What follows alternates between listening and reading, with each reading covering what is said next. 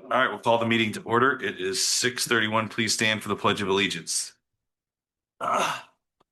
Allegiance to the flag of the United States of America and to the republic for which stands one nation, under God, indivisible, with liberty and justice for all. All right, roll call, please. Trustee Masek? Here. Trustee Bluthart? Here. Trustee McNeil is absent. Trustee Martinez? Here. Trustee Pierce? Present. Trustee Peterson? Mayor Gardner? Present. All right, so mayoral report. Well, between now and next meeting will be the 4th of July, which is every employee's favorite day here. But yes, we have obviously about the same number of entrants into the parade from last year. And I think, are we doing the thing with the kids again, Katie, the trustees, or a fire truck or something? We have something set up. Yeah. Okay.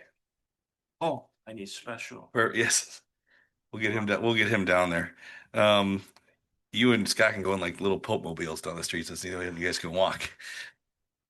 I was planning on walking and Yeah. running up and down the Yeah. course and throwing candy. So we have our first farmers market, summer wine walk, which I mean it was probably the nicest day I can remember in a long time. So it was a perfect day for that. We do have a concert this week, no concert next week.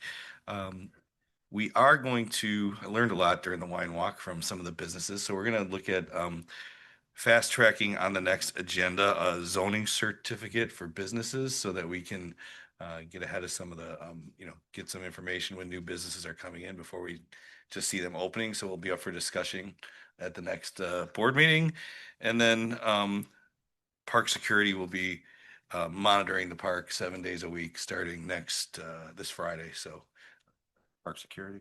That was it was in the budget. We had a budget item of $75,000 for a security company to monitor Sequoia Creek Park. And I think Andrew, it's 2 to 10. 2 to 10. 2 to 10 every day. Okay. All right. Public comments. Anyone? All right. We do have a report. It is Mark Janix here to introduce a report regarding a facade rebate grant request for Toasty Soda Bar. Good evening. The subject matter tonight is Toasties Restaurant, located at the corner of 83 and 173. They've applied for a facade grant. They're requesting approximately $14,000 from the board for improvements they made to they have a new sign on the building. They have an awning, and then they have 2 signs on the sides of the awning. So total is 3 signs, 1 awning. They did go through the process with village staff. I reviewed, as well as the village administrator reviewed their costs. The village code does reference a $10,000 limit for the facade grant, but I believe that as village board, you go above that. In this particular case, they're asking for $14,075. Yep. Trustee Pierce.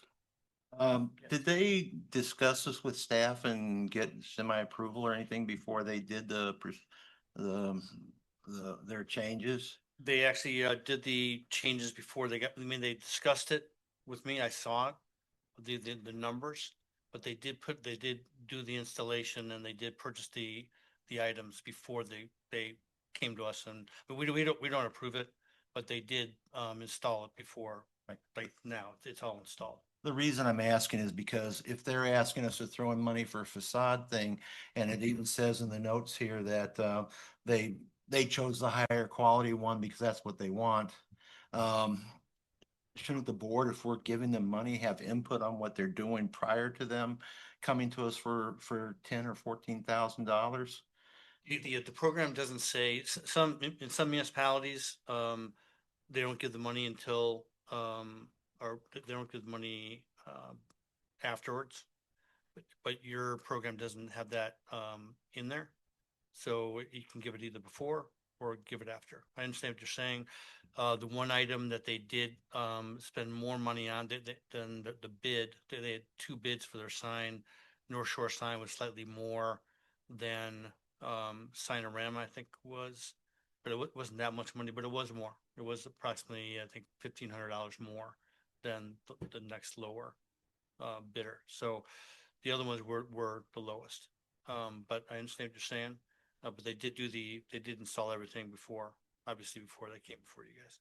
So this is just my input to the attorney and to the rest of the board. I think we should have a discussion on whether we want to pre-approve releasing money, or if we want to, and it's not in the ordinance properly, then maybe we want to address it in the ordinance. And here's where I think that slippery slope comes in is that, you know, you've been on this board longer than me, but I've never seen anybody come ex post facto after they did the work, or when they did, it was coming back because they asked us for too low of an amount. And we made a decision as a board, like, we're not just going to keep, moving the needle. You have one bite at the apple. So I don't know what precedent this sets, but that's my question. I thought, like, aren't these signs already up? So that was kind of, putting the cart before the horse, I guess.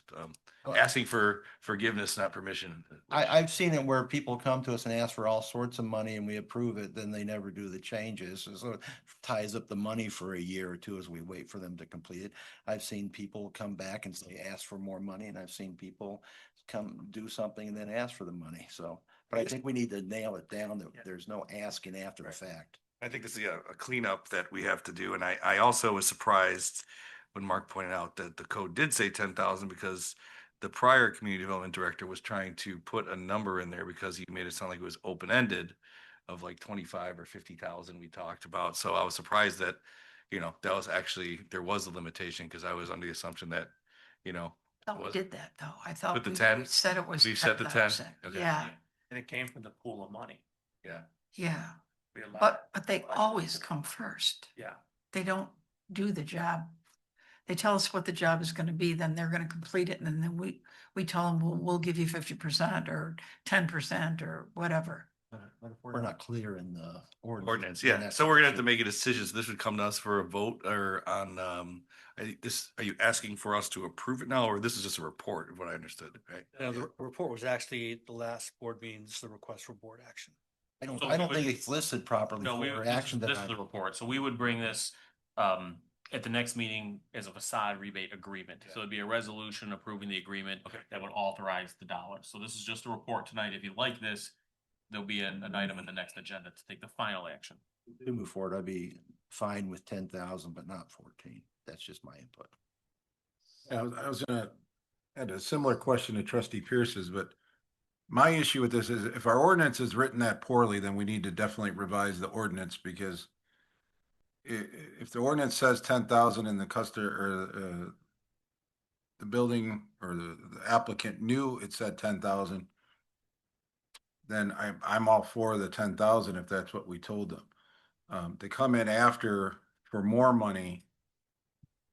I just can't get myself agreeing with that. I think if they're gonna come in over any dollar amount in our ordinance, they need to do that prior to us just approving at random. Because what, if we do this, like I said, what the mayor said, once we do this once, what's gonna stop the next person? They're gonna say, you guys did it for them, did it for them. I think if there's a limit in there, then it's up to your discretion. Then it doesn't even need to come to the board, or does it at that point? Still would. It's still just up to the 10,000? Okay. But I can put a text amendment together to change that wording, make sure they come in or get approved before they do their improvements, as well as maybe alter the amount.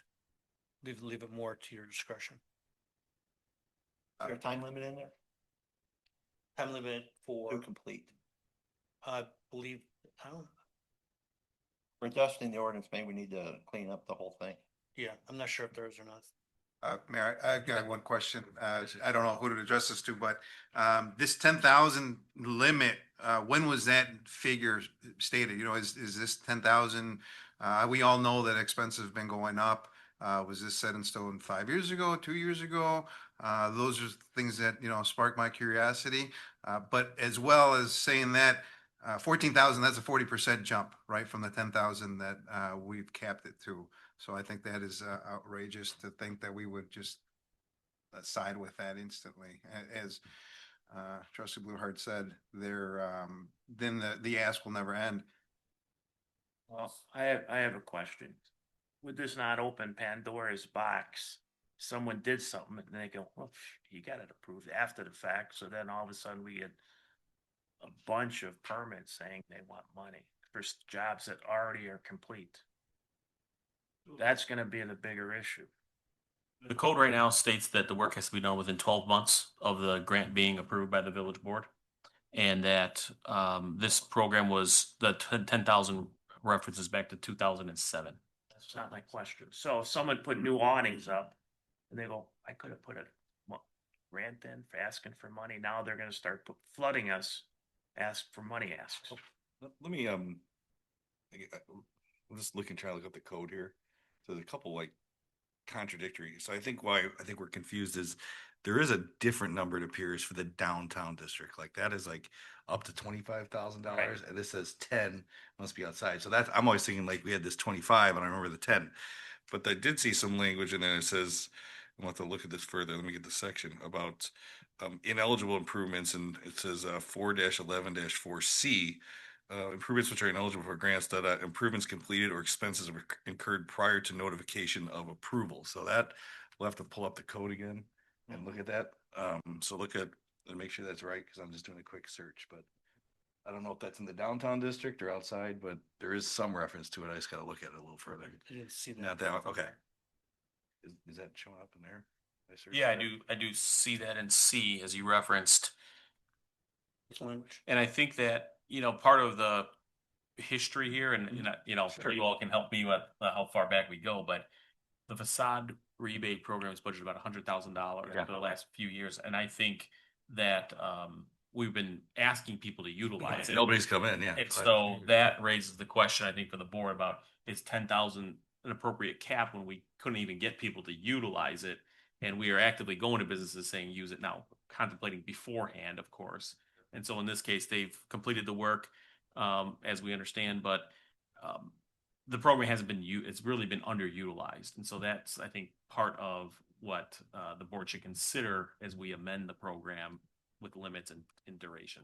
One thing to think about though is I've noticed over the years, as businesses are changing hands or new businesses coming in, the asks increase. So if you have a lot of new businesses rolling through downtown or wherever, they start asking more. But if the businesses already had their facade grant, they've been there for 4 or 5 years or 10 years, they're no longer thinking about it until they have to do like a major renovation like the bicycle shop did. So that may be why it's slowed down now because we've had a fairly stable downtown for several years. All right, so yeah, we'll have to get this looked at on the next board. Yeah. Another ask, can we get on these bookmarked for the village code so we can look up instead of going through a bunch? The hyperlinks or something? Yeah. Okay. So on every computer, we've got village code. Okay, maybe how we can link that in. Yeah. Okay, Yeah. all right.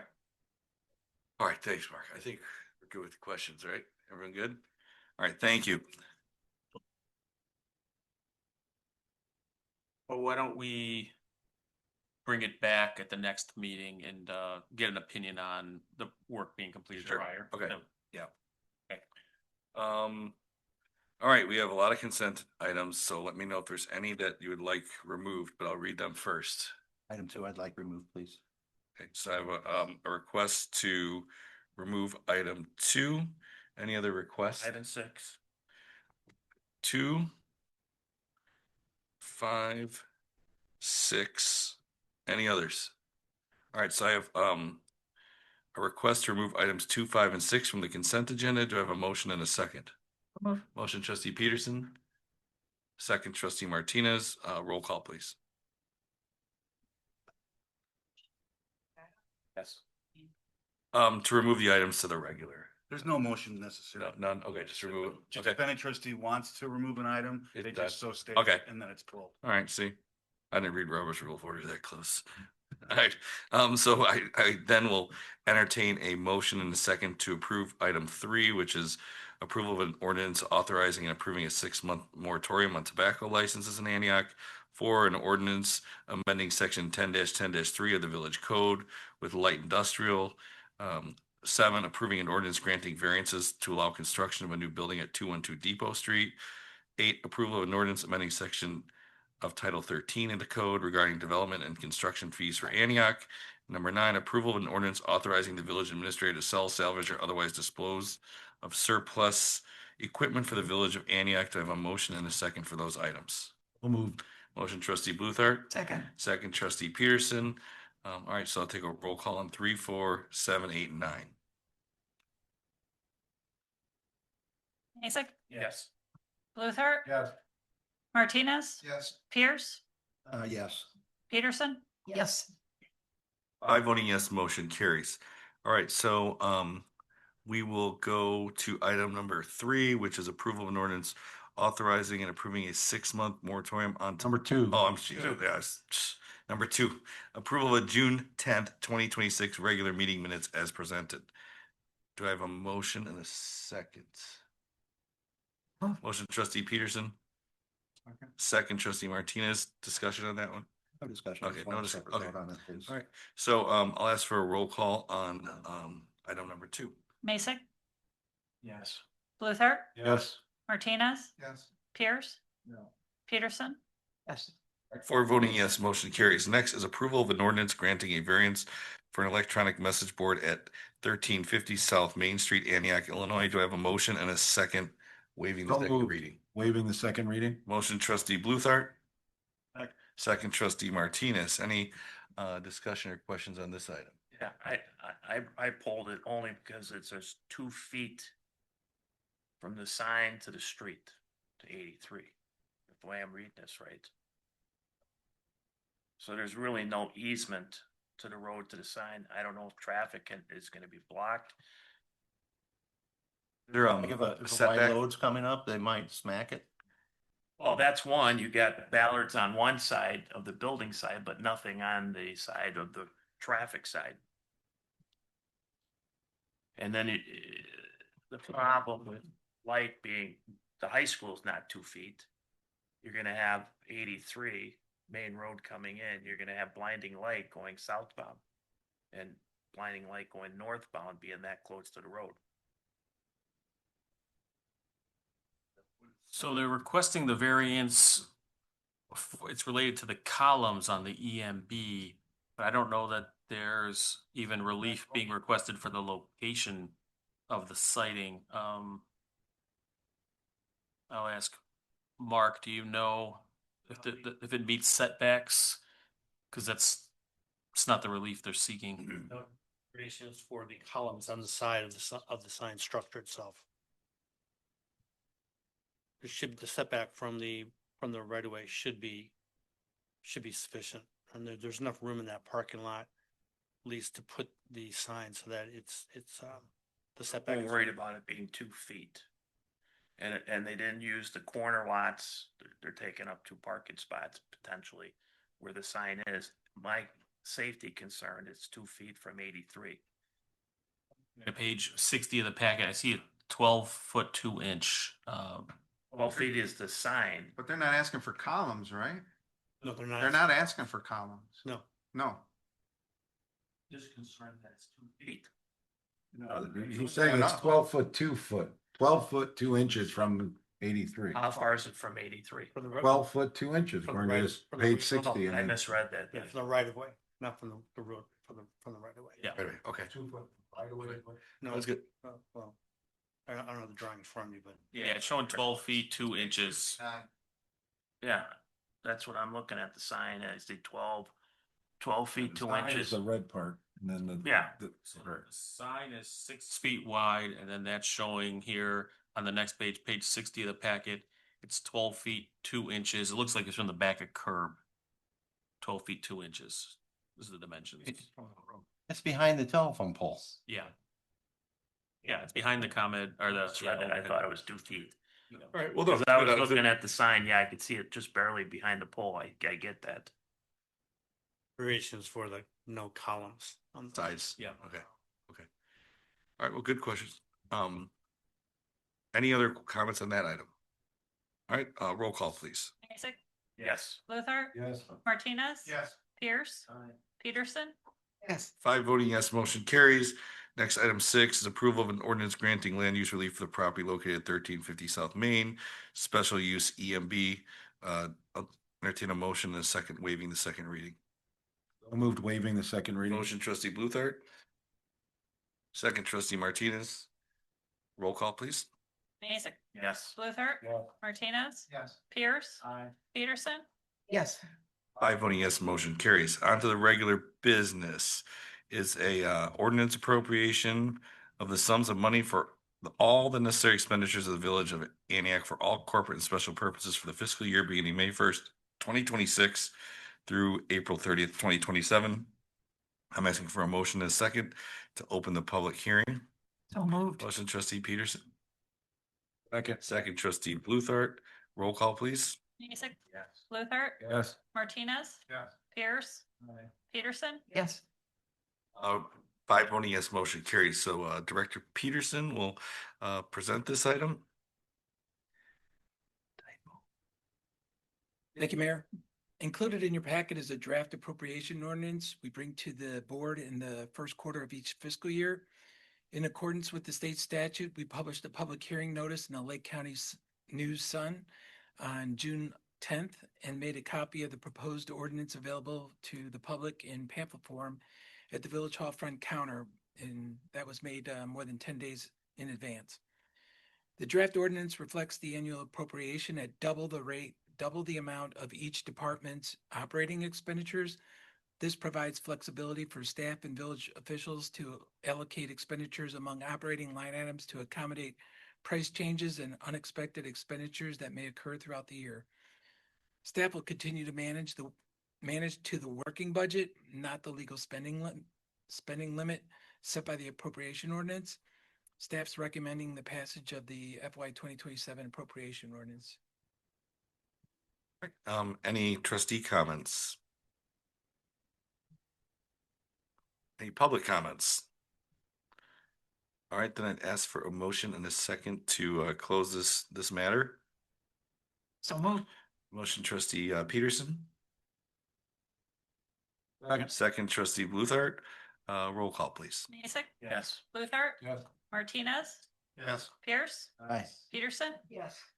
Voting yes, motion carries. Next item is consideration and approval of an ordinance making appropriation of sums of money for all necessary expenditures of the Village of Antioch for all corporate and special purposes for the fiscal year beginning May 1st, 2026 and ending on April 30th, 2027. Do I have a motion and a second? So moved. Motion trustee Peterson. Second trustee Martinez. Roll call, please. Yes. Luther, Yes. Martinez, Yes. Pierce, Peterson, Yes. 5 voting yes, motion carries. Next item is consideration and approval of payments of accounts payable as prepared by staff in the amount of $897,104.52. I'll entertain a motion in a second. We'll move. Motion trustee Bluthart.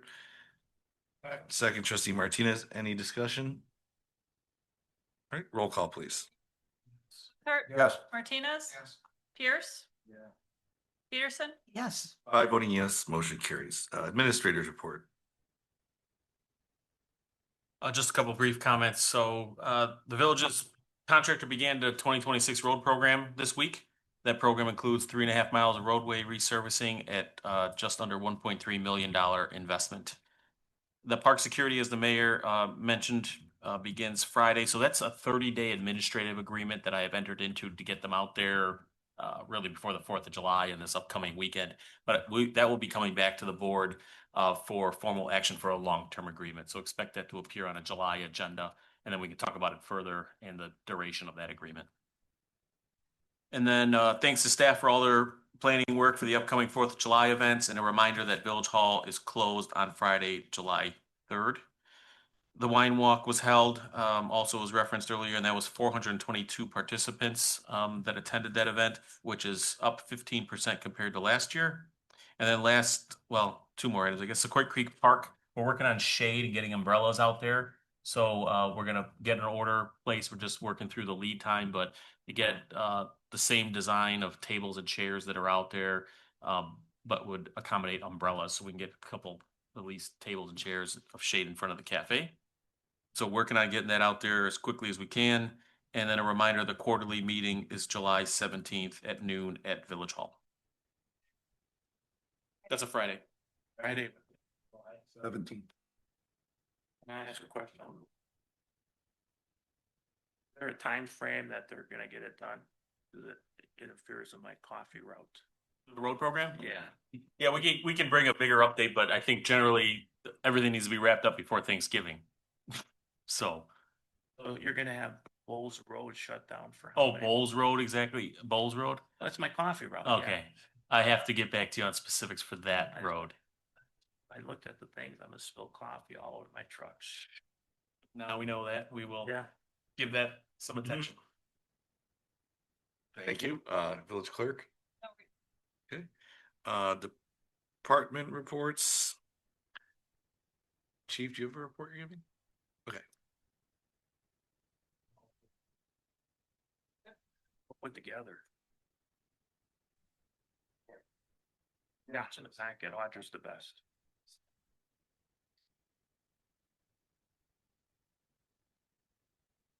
Stretch out here a little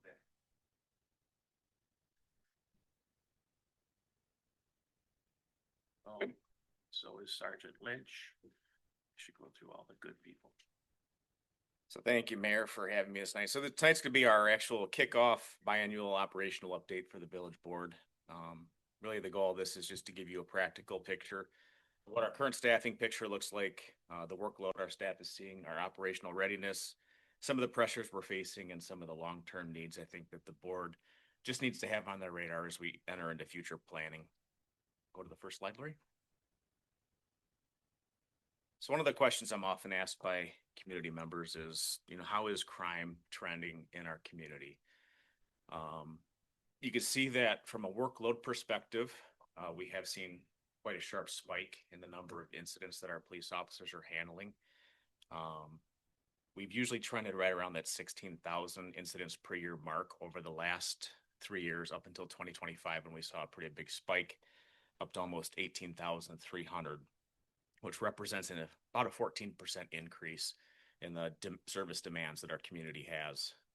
Kind of a key thing that I want you to keep in mind for that is even when we were trending around that 16,000 call per year baseline, based on prior workload assessments that we've done, when we did you may remember my former reports, I used to provide you with the obligated time versus unobligated time formulas, which kind of shows how much time our officers spending tied up on calls versus availability for reactive things like traffic enforcement, neighborhood patrols, park walkthroughs, those types of things. On this, under the 16,000 in a much better staffing picture, we were at about a 20% to 80% balance, which meant about 18 or 20% of the time we had available for reactive measures and proactive measures. Proactive measures to get out there and get through the parks, get through the schools, talk to people, those types of things. About 80% of the time, the officers are down writing reports, responding to call for service, and dealing with things within the community. So that's one of the things that I will point to when you're asked why I may not see a squad car in my neighborhood as often, or maybe why I don't see an officer walking through my park as often, is the call volume is up and the resources available are unfortunately down right now. One of the driving factors for some of these incidents going up, we have to look at Sequoia Creek Park, and from the police department perspective, we're very glad to see that we're going to have some security over there to help do some extra eyes and ears for us over there. When the first year the park was fully operational for a full year, we had about 284 incidents within that park, and I'm guessing that includes proactive patrols where the officers get out of the car, walk through those types of things, but also includes the problems that we face over at the park. And in 2025, we went from 284 to over 400 incidents, and we're on track to see that number again this year. So there's a lot of activity taking place at the park, and unfortunately there are some problems that go along with that. Looking at the overall kind of crime statistics that we report to the state police through the FBI for the community, you can see our 3-year trends there. Our crimes against society, we've seen a 16% decrease from last year to this year. Crimes against property, we did see a bit of an uptick. It was about 13% uptick. Crimes against persons went down 8%. We saw, on a percentage based about an 80% increase in the violent crime rate, but it's really only going from 6 to 8. So it doesn't take much to bump us up too high. Yes, sir. So crimes against society would be like your disorderly conducts, public peace violations, those types of things. A lot of the things that we see within the park system is one, and some of the other problems we and of note, the violent crime, the majority of those consist of intimate partner type crimes, sexual abuse crimes, those types of things that aren't happening within the public realm, but are certainly impacting the community. That's what the difference is between, you have crime statistics which show probably about 400 or 350 crimes, including the crimes against society. But your incidents say 18,000. You know, what's the difference between a crime and an incident?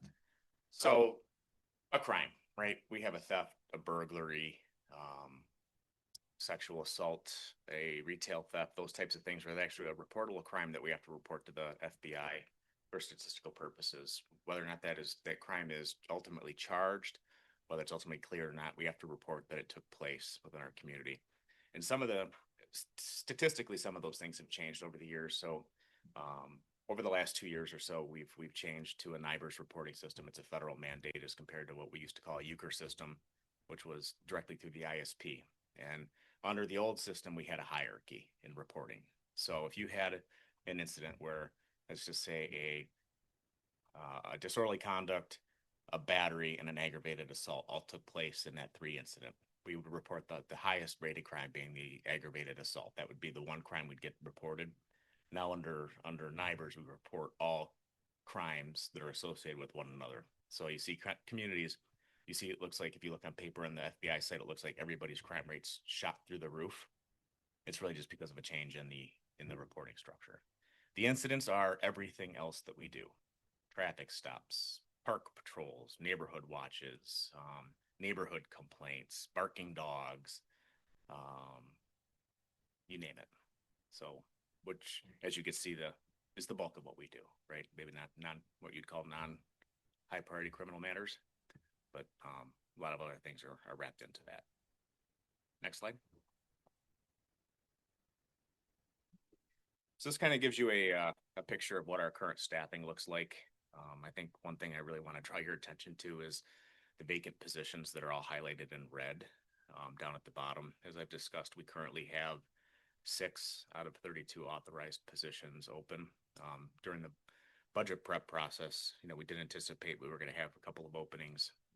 We thought we would have 2 existing openings to fill, and then probably a looming retirement next year. But we did lose 4 officers to other communities early on in the budget cycle, which brought us up to a total of 6. The other thing I really just want to point out too is kind of the experience profile that the village is seeing. Right now we have a combined experience level of about 265 years of law enforcement experience within the department, which is fantastic. But if you look at where the distribution of that experience lies, it's on the top half of the page on the left side, primarily within the command staff, as well as some of our more senior officers that were hired back in the early 2000s. And I've also noted their retirement dates. So you can see we have a lot of the senior officers are slated to be eligible for retirement within the next couple of years. So when you look down to that lower page, as we replace these vacancies with inexperienced or no experience officers, our average experience is going to go way down. You're going to see a lot more of those 1-year experienced officers and far fewer of the 20 plus experienced officers, which is why I've really taken initiative internally to start focusing on succession planning. I plan to be around for a number of years yet, but I'm not going to be around forever, which is why we're sending our command team to more robust leadership training that probably wasn't offered previously within the department.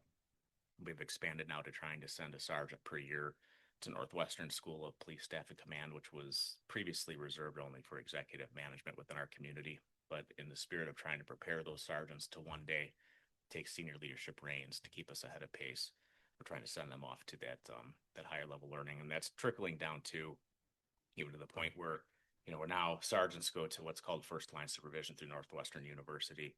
we're beginning the planning process of the top candidates on the promotional list that are eligible for promotion are going to go to that training in advance so they could step in and be more prepared to take on those leadership ranks and the supervisory ranks.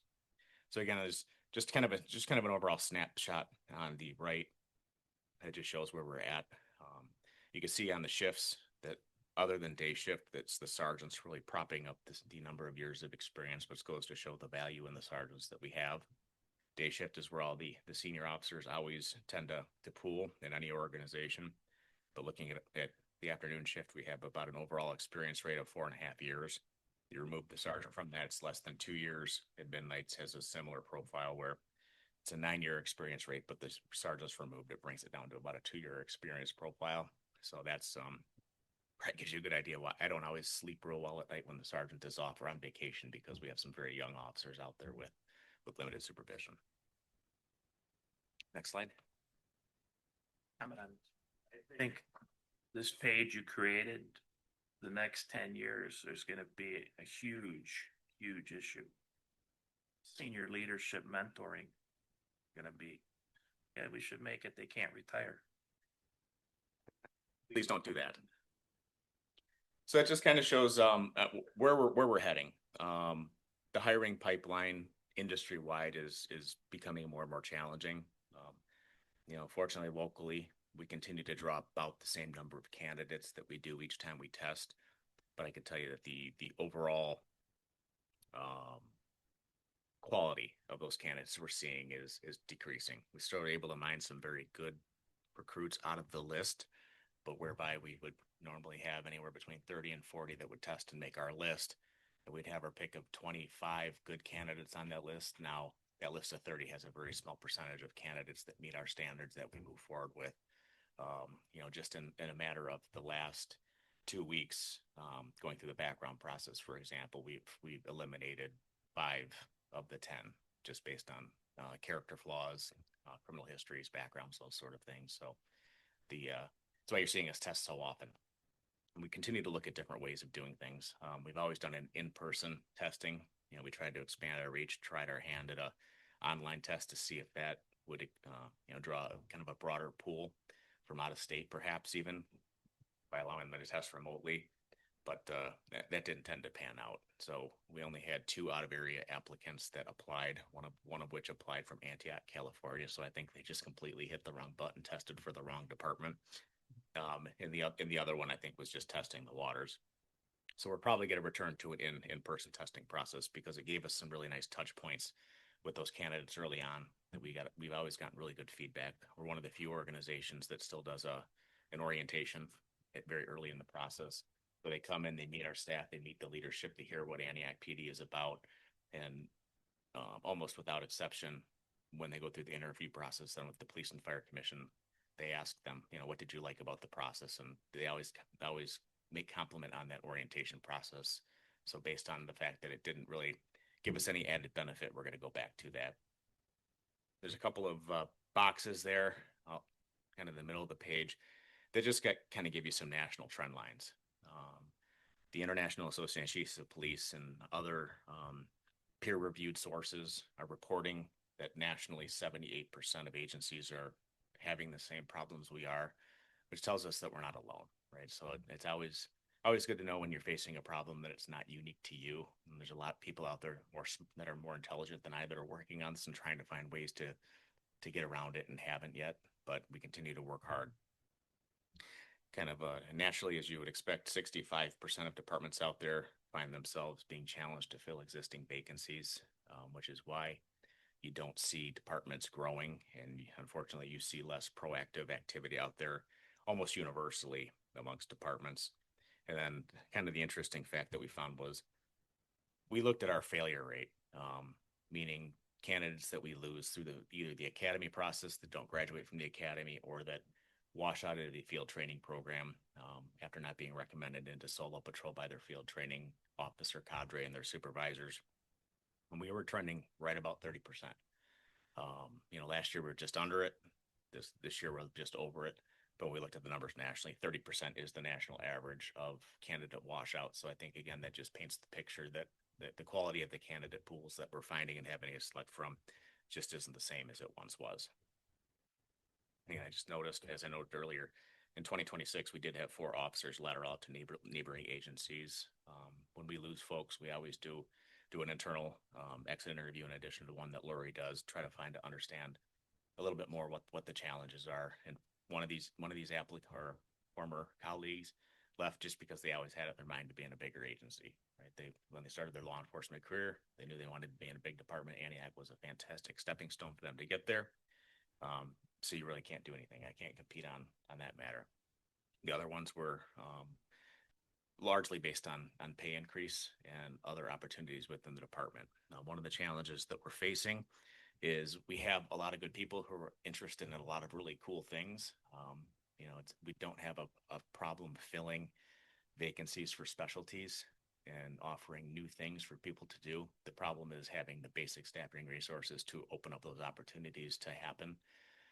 When you're struggling just to kind of meet your basic operational needs, making sure our streets are covered, our investigations are conducted thoroughly, it's difficult for us to get above that threshold that allows us to do things like having dedicated traffic cars, having dedicated community education programs where we can get folks out there and talk to communities in a broader sense about things that are challenging us, like the e-bikes, the e-scooters, those types of things. Expanding our community educational profiles and really just having a better chance to connect with the people that we serve. Next slide. Before we go on to the next slide, just real quickly on recruitment and staffing. I know my company offers say I recommend a friend and they get hired, I get a $4,000 bonus. And then there's also retention, like in the military, there's retention bonuses based upon time or re-enlisting, so to speak. Have we thought about doing a retention? I know me and Trustee Bluthart have talked about a retention program. Say if they stay 5 years, they stay 10 years, they stay 15 years, they stay 20 years, having a bonus at those mile markers or something to that effect. So having the recommendation bonus if they get somebody to get hired, and then retention over time, just something for the board and you to think about. 100%. And that's a trend that is rapidly expanded, particularly here within Lake County. So we're going into the 3rd year of a 4-year contract with the union. And at the time, when we negotiated the contract, these longevity incentives were just starting to emerge within the language of the agreements. And since then, you'd be hard pressed to find many that don't have some sort of longevity or retention agreement in it, because everybody's facing this sort of challenge. Evanston has been very successful with their referral program, where they incentivize their people to draw people in as a referral. So that does exist out there, and I know that they've had good successes with it. But like one of the challenges, as I mentioned, that we're having before is to draw people into our department, we've got to be able to distinguish ourselves from all the others out there.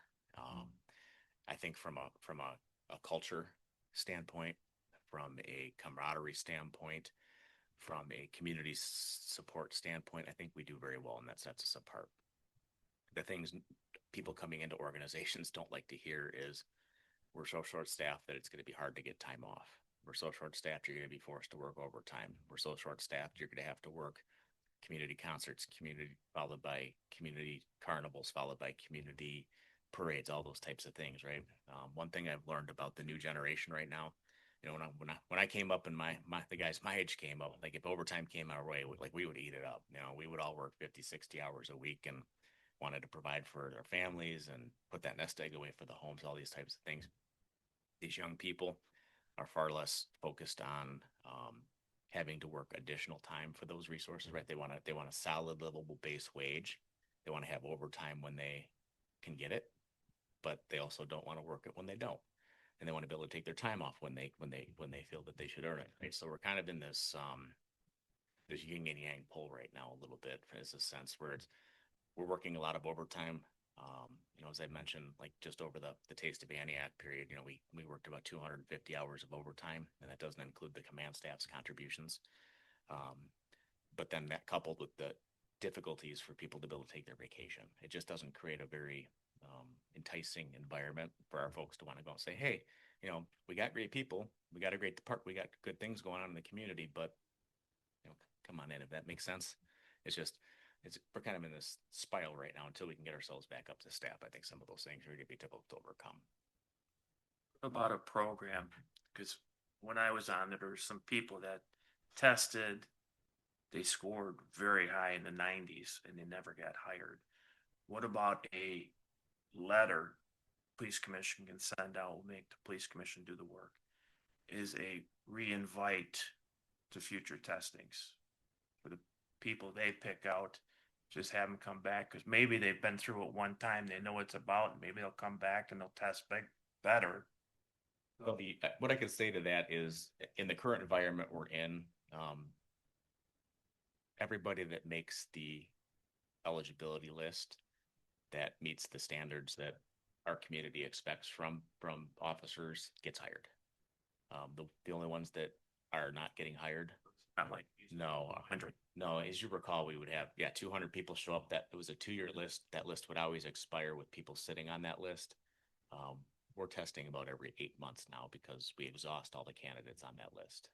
So it's just a much different picture. Yeah. So not everything is doom and gloom. I don't mean to be up here and kind of give a glass half empty type perspective. I think we have a lot to be proud of, you know, despite our staffing challenges and the other things that we're facing. Our people love this community. They love serving the community. And I just wanted to kind of provide a snapshot up there of the types of things that we're still making sure we engage in.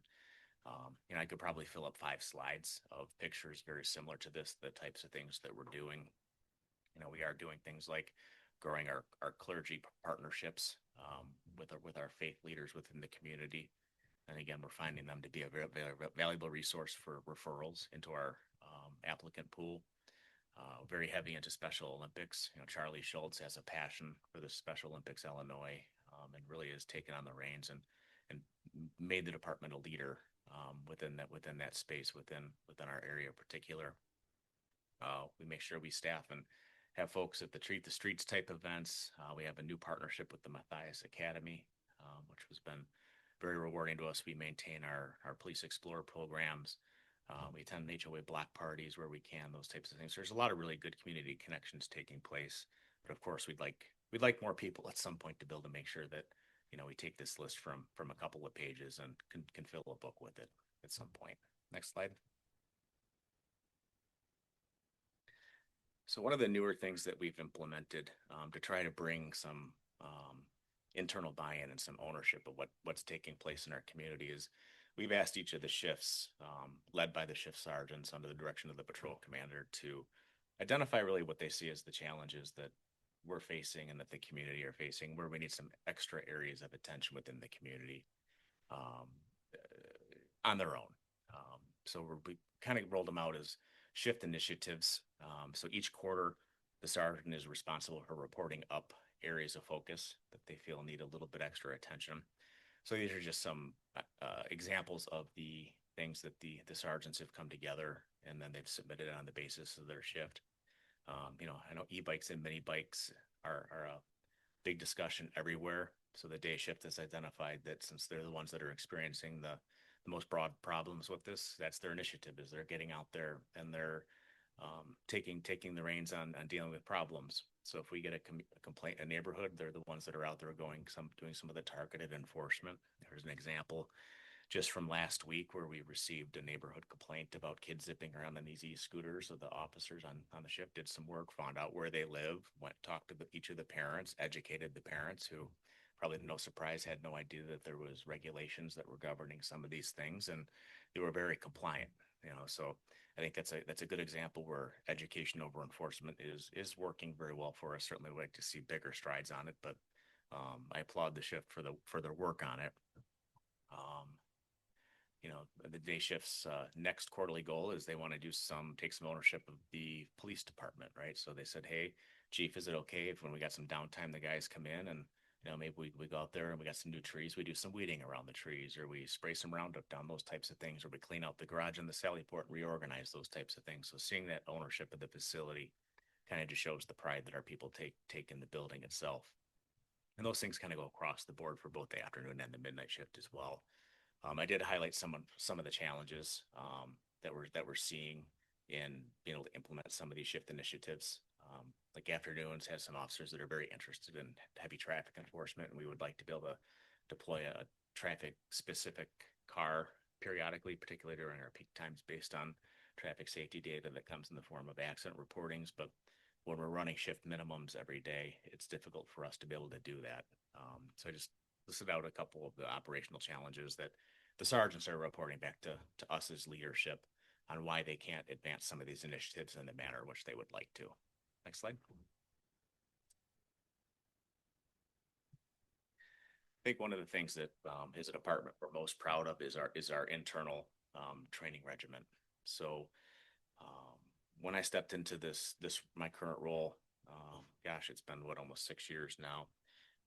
Our training program really consisted of first aid training maybe every couple of years, and we got our people on the range once a year for the state mandated qualification.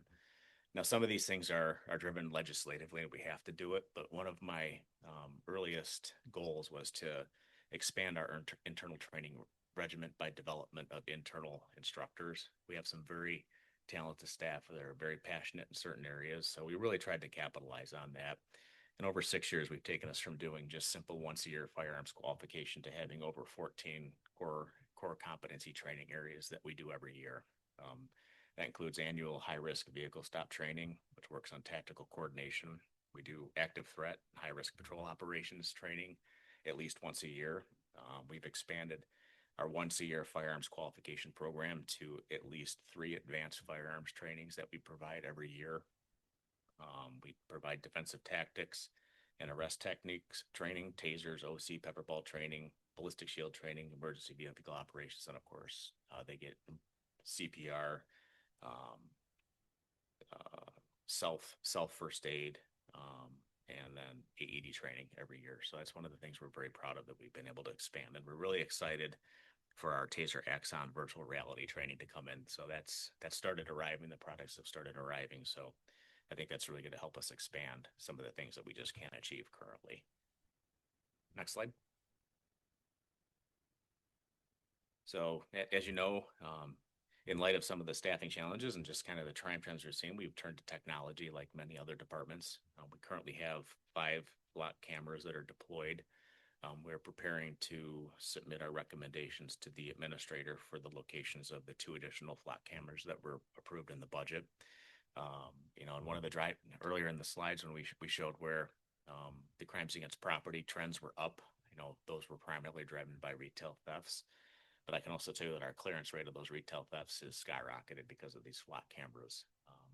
Whereas they might be able to escape the parking lot itself without getting a license plate, they can't usually get out of the community if they're taking one of our primary routes without their license plate and their vehicle being captured. Those tools have been very valuable to us. And I just highlighted down below kind of the future of drone response, just so the board's aware of what's taking place in law enforcement. So there's a handful of communities within Lake County. Gurney is looking at one. Vernon Hills is getting ready to deploy one. Zion is in the process of deploying what's called a drone as first responder program. So what that does is the time the 911 call comes in, the dispatcher activates that drone. It flies to the scene of wherever that 911 call is coming in and kind of provides a high level tactical response for the officers. So as you can see, Flock is reporting through their system about an 86-second average response time from the time a 911 call comes in until the time that drone is on scene to provide immediate real-time information to the officers. 78% of the time the drone beats the officers to the scene, obviously, and then 20% of the calls can be resolved remotely simply by the drone getting overhead and determining that maybe we got a call of a 3-car crash, there is no crash. We got a call of a fight here, there is no fight here, those types of things. And I only bring that up because Lakecom is currently having discussions as part of potential future offerings on whether or not we're going to develop a regional crime fusion center, and whether or not they're going to offer a drone as first responder program. So future discussions to be had on that, but just at some point I figured either on the news or through conversations with folks, you may hear the term drone as first responder, and I just wanted you to be aware of it and just know that it is something on our department's radar that we're kind of watching the trends and see where it goes.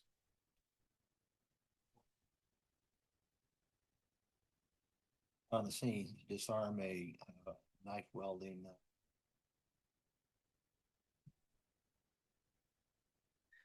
So last, one of the biggest pressures I think we're going to face long term, so certainly not something that's going to be solved in the short term, as there's no doubt our community is kind of seeing a path towards growth again. A lot of discussions about vibrancy increasing in the downtown area. We have the marketplace that's finally taking off. We have growth out in the clublands. We have a couple other residential developments that are currently under discussion, or at least contemplation. And all of those things mean at some point we're going to need more police officers. Our facility, as I've mentioned previously, was not built for the service demands of the community today.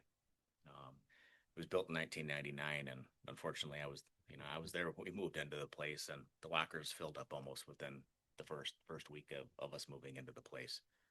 So we're authorized for 32 officers. We currently have 6 vacancies. I have 5 empty male lockers that are available for those new recruits, and I have 2 lockers available in the women's locker room. So if we hire all men somehow off the list, I exceed capacity in the locker room, and we got to get real creative. If we hire all women, and as you know, we're already trending above the national average for the number of percentage of female law enforcement officers in an organization our size, I again exceed capacity. So in all likelihood, with these six hires, our locker room facilities are going to hit max capacity, and I'm not really certain where we'll put future staff. We're giving up the one break room downstairs this year as part of the budget and the capital plan to refurb it to interview rooms. So again, like a police department in 2026 not having formal interview rooms really isn't a thing anymore, so that space has to go. Our IT room is about at capacity on the PD side of things. The parking lot that we just built a few years ago, I know there was a punch list, a wish list that was submitted as part of that. We would love to be able to see it a little bit bigger, but it just wasn't feasible at the time. So we're about at capacity in that. So I guess really the point of it is that the police department is busting at the seams.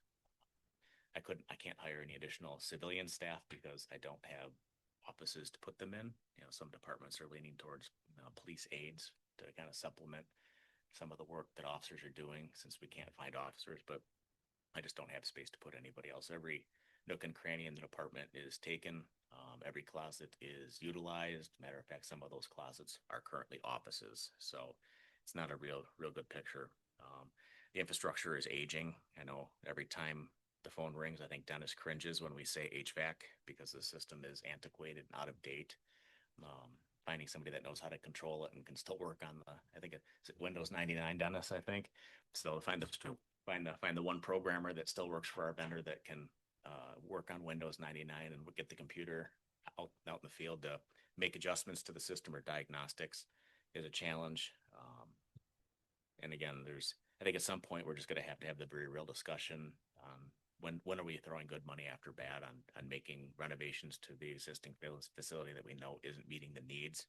But what that looks like, I don't know. I don't know if that looks like some form of addition, or if it looks like a gut and remodel, or if it looks like at some point looking to build a new police department. But be big discussions for the board to evaluate.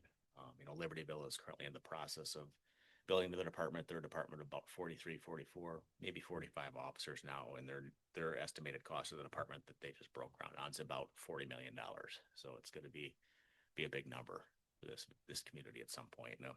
Big accomplishment for us to figure out how to work through. So just wanted that to be on your radar for long-term capital planning, since I know we are having a strategic capital planning meeting coming up. I wanted to plant that seed early on for the board just to have in the back of their mind.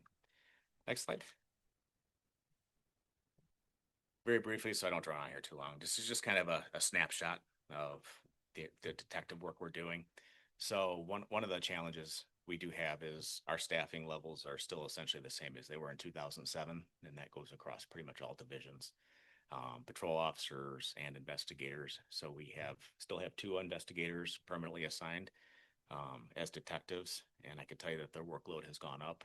I spent some time in investigations way back in the day, and the bulk of the calls were things like unreturned rental equipment from A to Z that we had to go chase down, bad checks that bounced, unreturned videos from Blockbuster, unreturned library materials, those sort of things.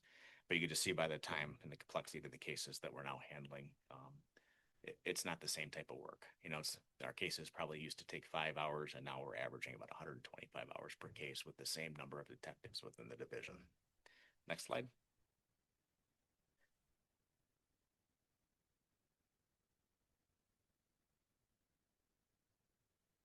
So these are just kind of some of the growth indicators. I won't spend any time on this one. It just talks about the community expansion and the growth that we're seeing and kind of the impacts of that area to be. So I think it's obvious as the town grows and we become a bigger community, the demands for police services are going to grow along with it.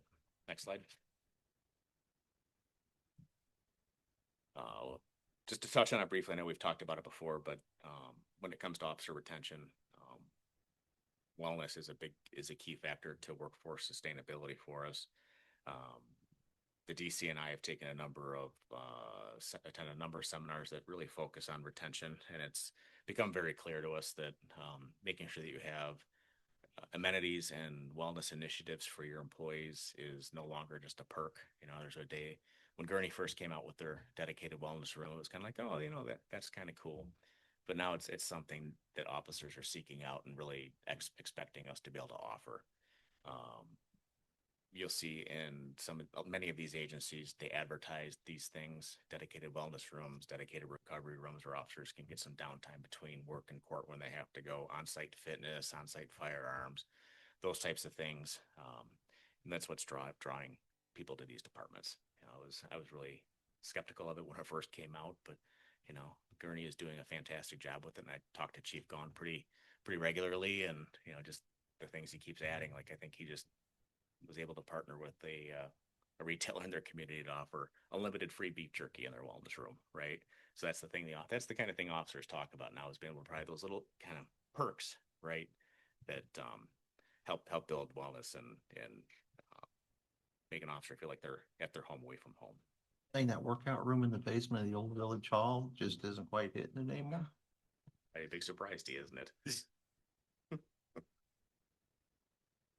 So as we kind of land at this plane here, I want to just identify what my key priorities are and the issues we're facing. So obviously I mentioned current vacancies, limited applicant pool. Our staffing hasn't kept pace with current demand.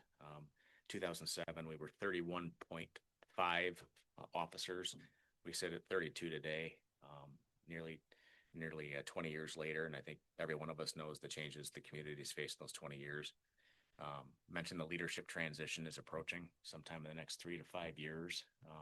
You're going to have a turnover in your leadership team, and there's not a lot of interest right now in sergeants developing. There's a lot of barriers that we face. I think that we're going to have some hard discussions to try to re-incentivize folks to want to advance. It used to be that you took some ownership and you wanted to elevate through the organization just because that was what you were supposed to do.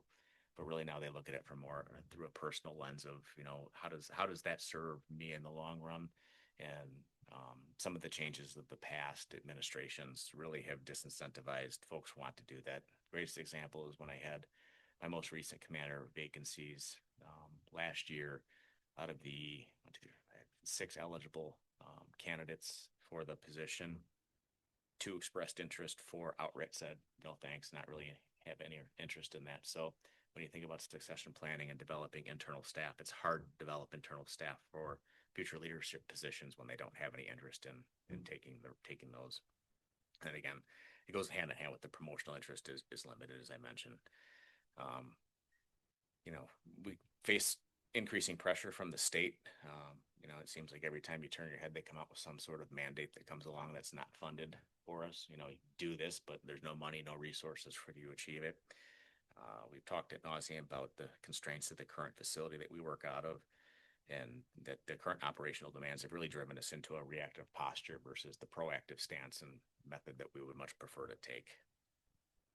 Next. So here's my strategic goals that I have to try to respond to these challenges. Number one is restore and expand our staffing capacity. We've already begun preparing for the leadership transition. That's something that takes a number of years.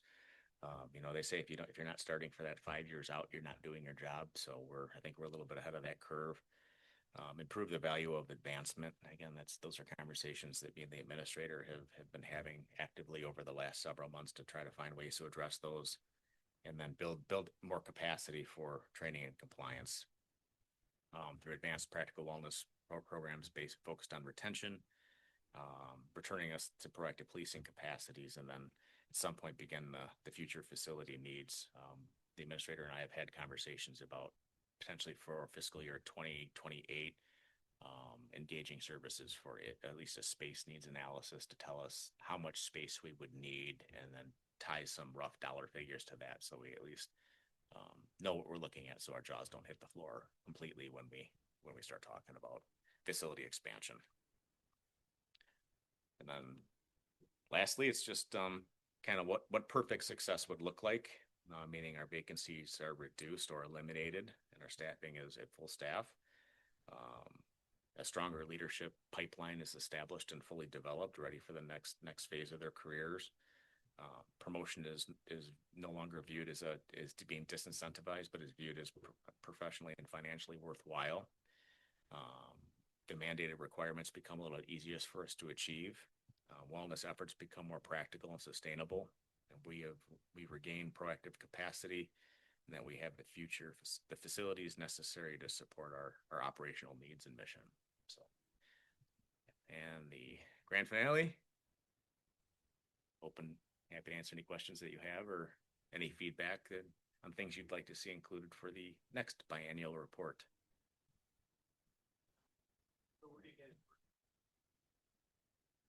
Well, it depends. Some go to local gyms. I use the Snap Fitness that's local. We have some that go to Anytime Fitness. We have, fortunately our officers are spread way out, right? We have one that lives in Oak Creek. We have one that lives in Chicago. They have a couple that live down Mundelein, Vernon Hills areas, right? So I think those that are interested seek out fitness opportunities near them.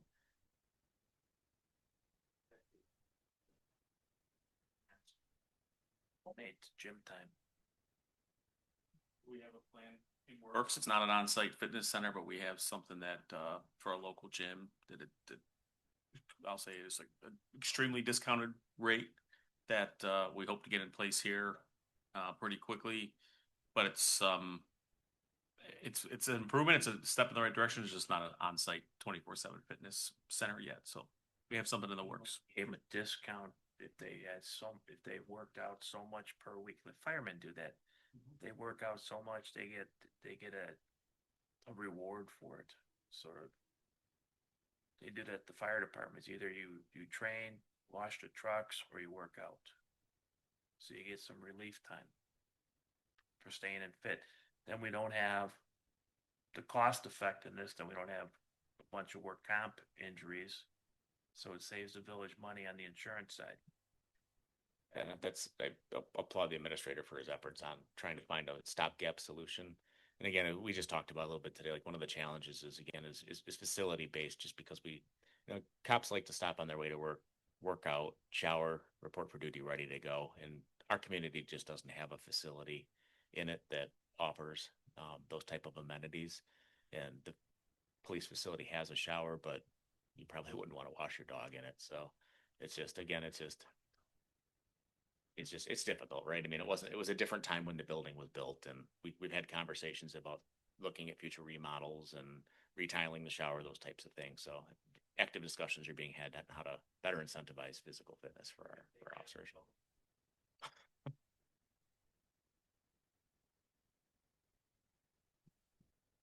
Questions, comments? I appreciate your comments tonight, and obviously we've got a lot of work to do as a board because this isn't just a money issue. One, we don't have the money, so that if it wasn't an issue, we can't just wave a wand and do this, because as we talked about earlier, there's the minute we do something, all the neighboring communities are gonna match it or go above it. So it becomes one of these where you just keep having to leapfrog your own self. But you're right. I think there's, in addition to the facilities and just the various um, extras that you can offer, will all add up to employees wanting to stay. Um, but I think we do need to look at financially what we're doing as a village, because public safety and the police, it should be our number one concern. And if we're not giving you what you need, we need to look at these budgets a little tighter and start giving you the resources to make sure we're getting at least the bare minimum coverage. When we have 6 vacancies, that scares the heck out of me. We lose a couple more. I mean, it's getting to the point now where we have to start looking at our finances and seeing what we can do to assist the police in getting what you need in order to fulfill your goal of protecting and serving the residents of Antioch. And so I look forward to the discussions, and hopefully this starts quite a few discussions, and then we prioritize this over a lot of other things so that we can make sure we're protecting the residents of Antioch. I got a couple questions.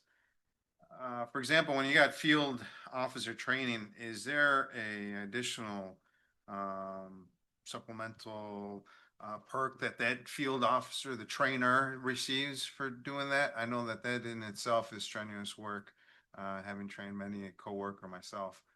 Yes, contractually, um, each field training officer on a field training day receives an additional hour of compensation for that time.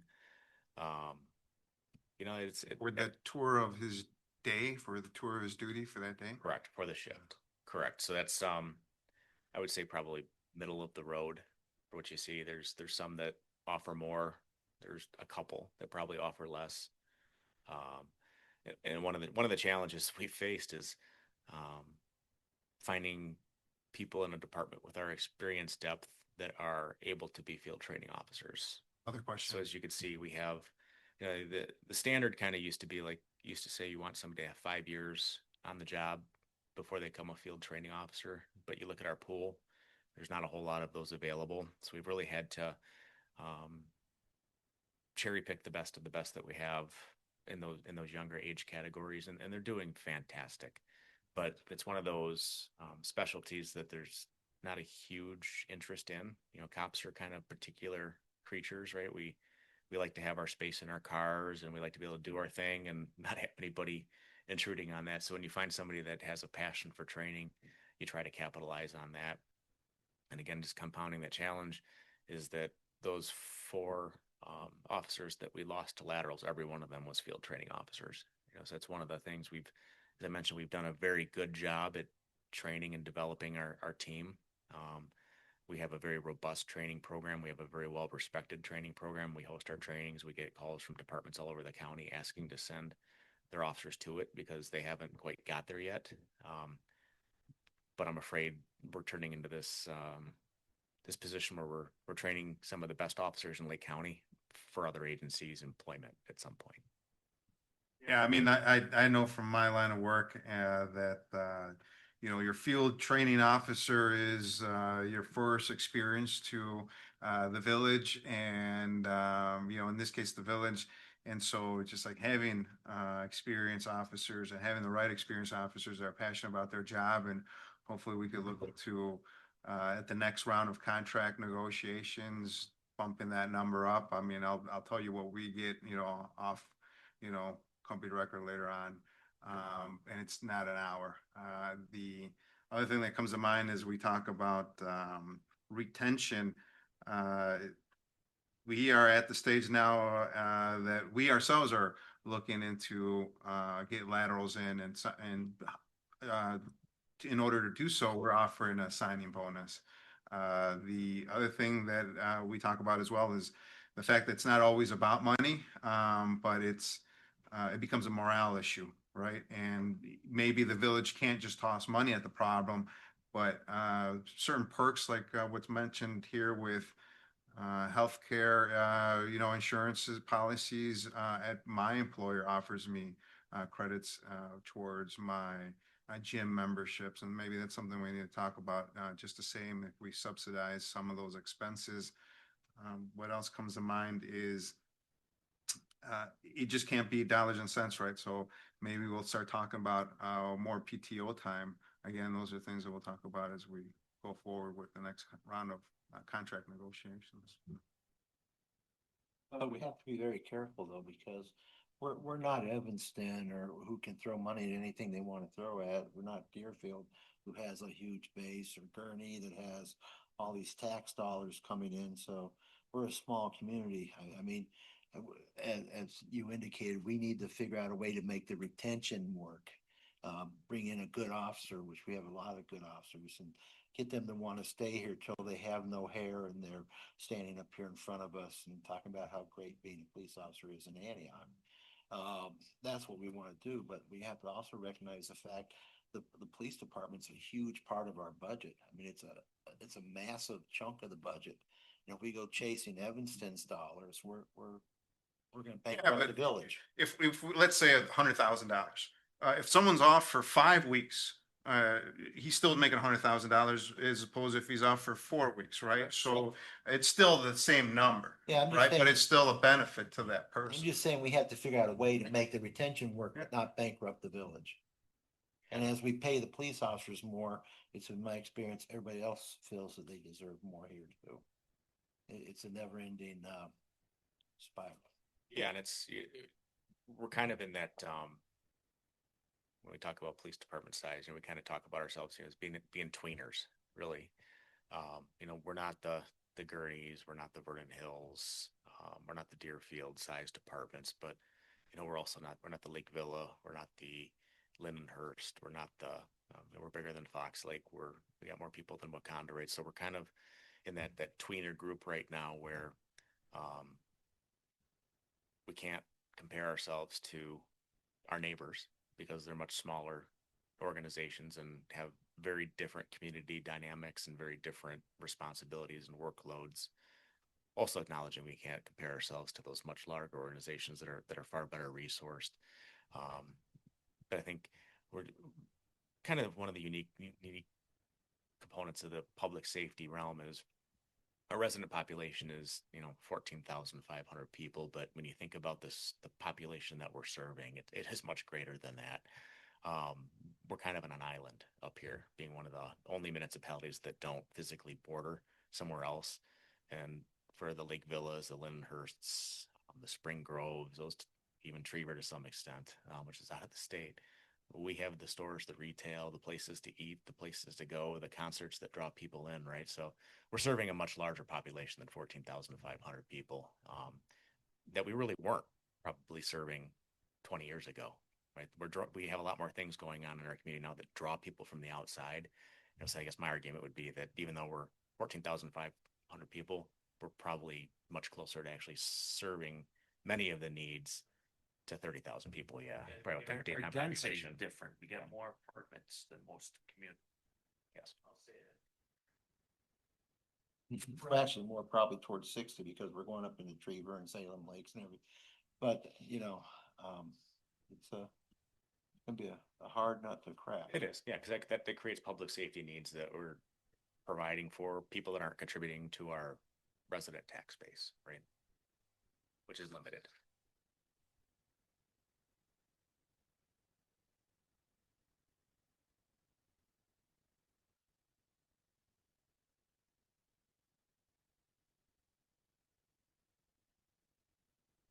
Funny you say that. Me and my command staff talk about that all the time. I think the reality is, yeah, probably at some point. I think it's going to become too cost prohibitive for every town to have their own law enforcement. So whether or not they merge under some sort of county-wide system, I don't know, or become more metro style where a Fox Lake, Antioch, and a Lakeville, Lyndhurst get together and say, let's pool our resources. I don't know what the answer is. Sure.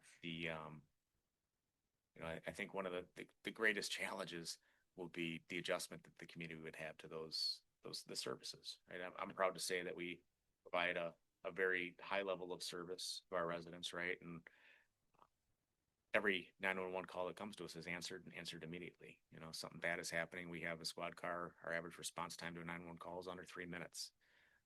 I can't say that for unincorporated Lake County, where it's a much longer time frame, right? So it becomes that balance of the service that we want to provide to our community versus the service that ultimately in the long term we can afford. Private security works. Because things like the Taste of Antioch should be paying for their own security. We shouldn't be killing our officers in overtime and not being able to go on vacation so they can do the Taste of Antioch or other special events. We should be able to supplement that somehow. I'm very excited to hear that news that we have security over there now. Let's go to collective bargaining too, if we put part-timers. Yeah, yes, it's a mandatory bargaining topic, and that, you know, collective bargaining has a lot of great aspects to it, but it also creates roadblock and hurdles too. You know, if the board made the decision tonight, like, okay, we're going to offer X number of dollars for a hiring bonus, right? I got to get that through collective bargaining, and unfortunately, one of the things that I've discovered is interested is that we all want to see ourselves attract valuable candidates. It's inevitable the "what about me" question is arisen.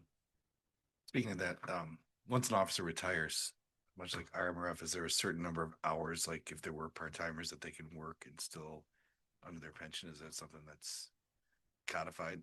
Yes, so you not for the same municipality, so we have some of the same problems, but we could hire retirees from other communities.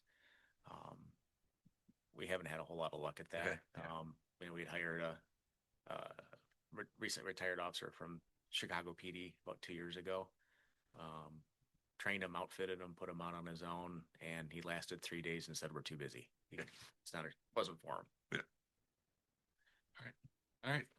Thank you for your presentation. Trustee reports. This side, trustee reports. Not necessarily a report. I do have a request for both Dennis and Katie. Is there a chance that you guys can schedule tours at the two main construction sites on either a Saturday or an evening so that us trustees that are not in town can come and see the public works progress and also Centennial Park? I mean, they're close enough to each other. If we could pull it off on one Saturday morning or something, that would be great. But I would just like to get an update actually on the ground and actually see what's happening if possible. Perfect. That's it. Thank you. Over here. Roads being done. Oakwood Knolls is having its last road done as part of this project. That has the roads in 5 years. Ridgewood. So once that's done, all the roads will have been done in the last 5 years in Oakwood Knolls.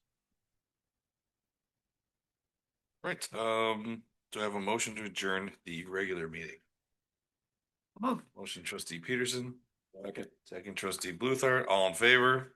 Hey. Any opposed? All right, meeting is adjourned. Do we want to Let's just roll right keep into going. this? Yeah. Let's go. So let's call the meeting to order for the committee of the whole. Roll call, please. Trustee Mason, Here. trustee Bluthart. Here. Trustee Martinez. Here. Trustee Pierce. Trustee Peterson. Present. Mayor Right. Gardner. Present. No mayoral reports, no public comment. First item is approval of the May 27th, 2026 committee of the whole meeting minutes as presented. Do I have a motion and a second? I'll move. Motion trustee Bluthart.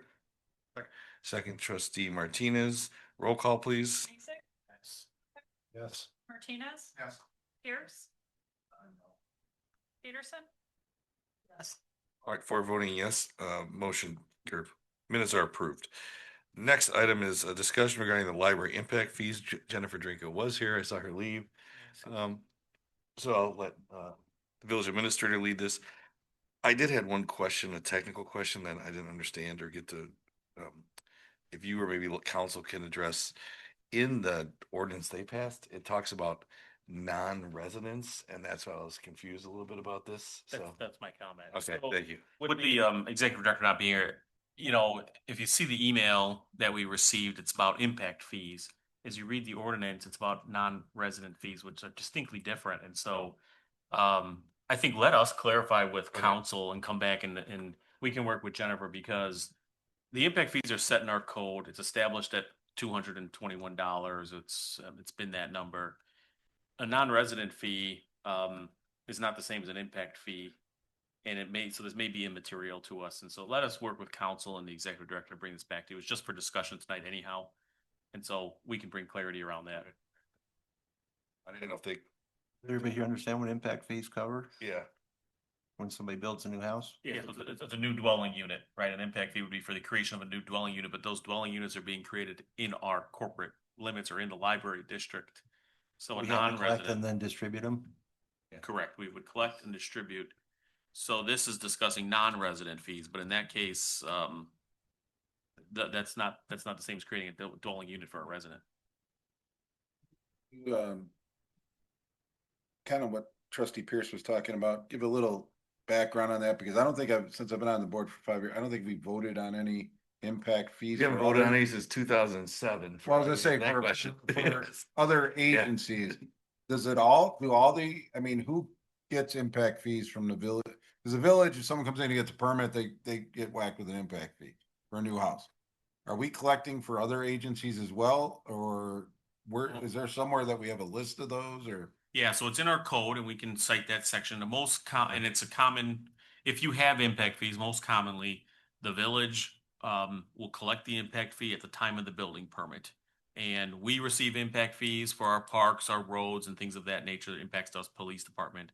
And then in addition to that, we would collect and distribute, it's like a pass-through, the impact fees often for a school district and a library district. And if we had a park district would be there, but in our case, we keep that. So under this scenario, they did the right thing. Well, maybe not the right thing with the wording, but they passed an increase to or they're attempting to pass an increase to their impact fee. Well, that's what I initially had thought, but as you look closer, it's a non-resident fee. So let us clarify that because Well, just for general topics though. So if this was an impact fee increase, then we would have to, are we obligated to put through the amount that they pass, or can we say we're not going to change our I impact fee at think, this I time? think it can be done different ways, but I'll tell you, in my experience, the village sets the fee and distributes it. And it's often done through, I mean, it's a very detailed analysis of how you come to that dollar amount.